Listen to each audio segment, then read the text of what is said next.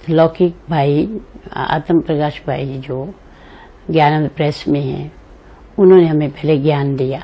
उनको पटियाला से मिला और उसके बाद उन्होंने परिवार में, जहाँ के कुरुक्षेत्र, उधर जहाँ हमारी ज़मीनें वगैरह थी, वहाँ पर आते और हमें ज्ञान सुनाते थे। कुछ भ्रांतियों के कारण कई बातें समझ में नहीं आती थी, पर उन्होंने अच्छी तरह से इस ज्ञान को हमें अनुभव में लाने की कोशिश की। और मेडिटेशन में कैसे बैठना है वो हमें सिखाते थे कि आप समझो मैं एक शरीर नहीं, एक आत्मा हूँ। तो जैसे ही उन्होंने आत्मा का लेसन दिया, एकदम ऐसे सुध बुध भूल गई, मालूम नहीं पड़ा कि मैं साकार सृष्टि में हूँ। ऊपर लाइट का तो हल्का सा साक्षात्कार हुआ। इसके बाद हमें ज्ञान की रुचि बढ़ती गई।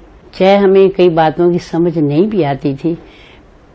हमारे घर में त्रिमूर्ति मैगजीन उन दिनों में जब निकली थी वो हमारे घर में आती थी, हम वो भी पढ़ते थे। और उसके बाद मम्मा बाबा के चित्र लगे हुए इतने अच्छे लगते थे। मम्मा बाबा के चित्र देखते अंदर खींच होती थी, बहुत प्यार आता था। पर क्या चीज़ है, कैसे संबंध है, इन बातों की नहीं थी, पर चित्रों में ही बड़ी खींच होती थी कि कौन सा दिन आवे जो ऐसी महान हस्तियों से हम मिले। वो फिर आखिर वो दिन आ भी गया। सहारनपुर में प्यारी जगदम्बा माँ का आना हुआ, जमुनानगर में भी आना हुआ। तो जब हम मम्मा से मिले तो बहुत प्यार के आंसू आने लगे। तो प्यारी मम्मा ने हमें गोद में बिठाया और बोला कि 5000 साल के बाद, बड़ी देर बाद मिले हैं, कोई बात नहीं, अभी आपको माउंट आबू में भी बुलाएंगे। हम 1961 में प्यारे बाबा से भी मिल लेंगे। बाबा ने इतना प्यार से खींचा, इतना प्यार किया। बाबा ने मेरे से पूछा, बच्ची आपका एम ऑब्जेक्ट क्या है? तो मैं तो अपने भोलेपन से बता दिया कि बाबा मुझे बनना है डॉक्टर। तो बाबा ने कहा, बच्चे बाबा तो आया है डॉक्टरों का भी डॉक्टर बनाने, तो सत्युग में तो डॉक्टर होंगे नहीं, तो आप क्या करेंगे डॉक्टर बन करके? तो मैंने कहा बाबा ऐसे दुखी आत्माओं की सेवा करेंगे। फिर बाबा ने मुझे बैठकर बताया बड़े प्यार से कि दुख किस कारण से हुआ। बच्ची जो रूहानी डॉक्टर बनेगा वो सब दुख दूर कर देगा, तो दुखों का कारण क्या है वो आप उनको बताना। इस प्रकार बाबा के बोल से मेरे विचार बदल गए। फिर उन्हीं दिनों में ही एक पार्टी दिल्ली से भी आई थी। उसमें भी कुछ मेरे से बड़ी बड़ी कुमारियां थी जो नौकरी भी करती थी। तो बाबा ने बहुत जोरदार मुरली चलाई कि ब्रह्मा की बच्ची और शिव की पोत्री फिर करें कौरव गवर्नमेंट की नौकरी, पांडव गवर्नमेंट की नौकरी में लग जाना चाहिए। बच्चियों को तो खूब ललकार करनी चाहिए। इस प्रकार बाबा की जबरदस्त बोल, बड़े पावरफुल बोल से एकदम ऐसा विचार बना कि मुझे तो घर जाना नहीं। मैंने बाबा को बोला कि बाबा मुझे भले आप कहीं भी भेज दो।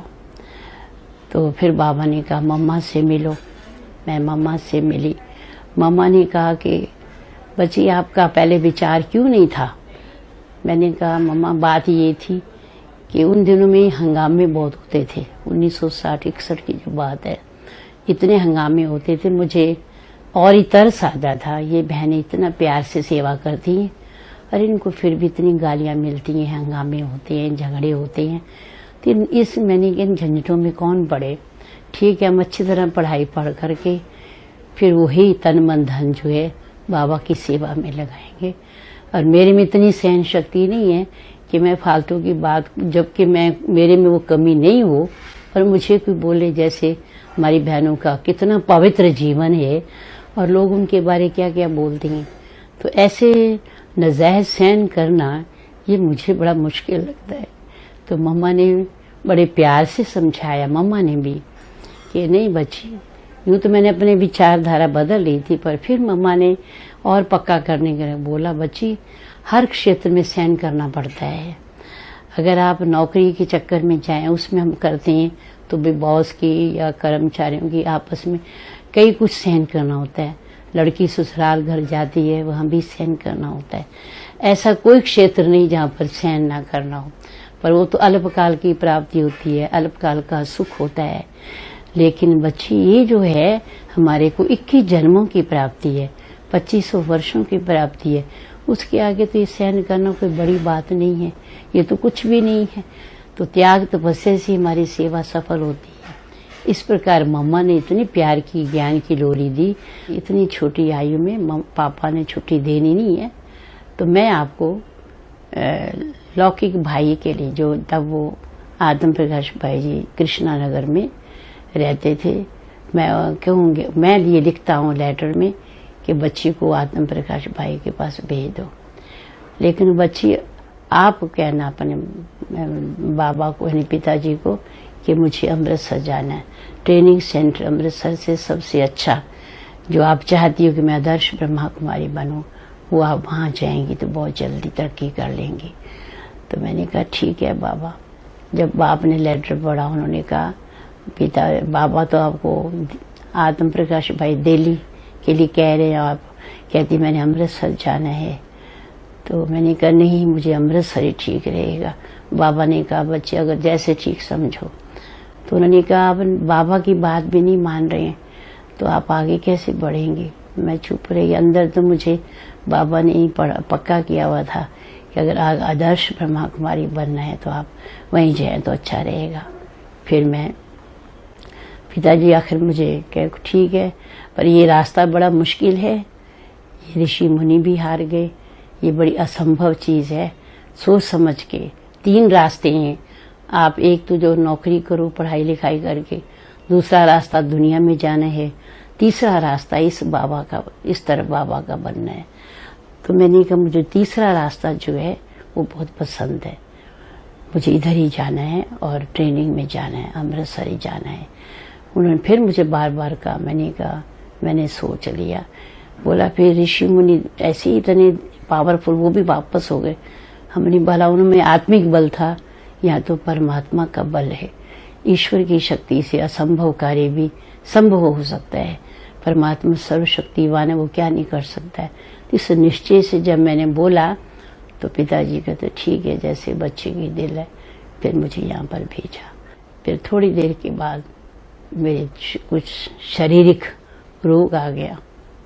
तो उन दिनों में बेगरी पाठ 1962 में तो ये चल रहा था। तो मुझे यज्ञ के लिए बहुत आता था कि मैं बीमारी में मेरा खर्च जो इधर हो गए। तो मैंने चंद्रमणि दादी से कहा कि मुझे लौकिक यानी कुरुक्षेत्र में भेज दे। वहाँ सेंट्री था, पर लक्ष्मण भाई और ये प्रेम बहन वहीं रहते थे, माता पिता भी वहीं रहते थे। तो उन्होंने कहा ठीक है, अगर आपका संकल्प है। तो उन्होंने बुलाया लक्ष्मण भाई जी को और मुझे वहाँ भेज दिया। पर जब साकार बाबा को पता चला, सारा समाचार भी दिया, ऐसे बच्चे की दिल थी तो हमें लाना पड़ा, क्योंकि यहाँ था बड़ा बेगरी पाड़ में यज्ञ का, मैं बोझ क्यों बनूं, मेरे अंदर यही संकल्प था। तो बाबा ने कहा लक्ष्मण बच्ची ये बाबा की है, भाई की नहीं है, भाई की नहीं होती है। इसलिए इस बच्ची को 1 मास के अगर डॉक्टर ने रेस्ट कहा है तो मधुबन में ले आओ, बाबा संभाल करेगा। उसी समय ही मुझे फिर मधुबन बाबा ने बुलाया, मम्मा ने भी बुलाया, बहुत प्यार किया और बहुत मेरी बाबा ने इतनी प्यार से पालना की।